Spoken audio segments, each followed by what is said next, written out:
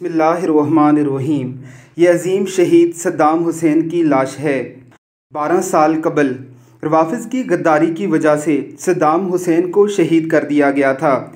रवाफिज़ और यूएसए ने मिलकर सद्दाम हुसैन पर एक मुश्तरका मुकदमा चलाने के बाद उन्हें फांसी दे दी थी। सद्दाम हुसैन ने फांसी के तख्ते पर झूलते हुए भी कलमा-ए शहादत पढ़कर अल्लाह की वहदानियत बयान की थी, रसूलुल्लाह सल्लल्लाहु अलैहि वसल्लम की रसालत की गवाही दी थी।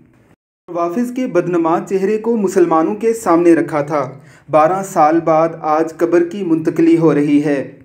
सद्दाम हुसैन का चेहरा आज भी उसी तरह तरोताज़ा है जिस तरह शहादत के वक्त वो तरोताज़ा चेहरे के साथ तख्ताए दार पर झूल रहे थे। ना उनकी आंखें बाहर आई। अक्सर लोगों की तो फांसी की वजह से आंखें बाहर आ जाती हैं और बाज़ लोगों के तो चेहरे स्याह पड़ जाते हैं, लेकिन सद्दाम हुसैन का मुतमईन चेहरा बता रहा है कि अल्लाह रब्बुल इज़्ज़त ने उन्हें शहादत की मौत अता फरमाई है। कदीम अरबों का एक मशहूर कौल है कि अपने घर के शेर को कभी मत मारो, वरना दूसरे इलाकों के कुत्ते भी तुम्हें आकर नोचना शुरू कर देंगे और तुम पर शेर बन बैठेंगे।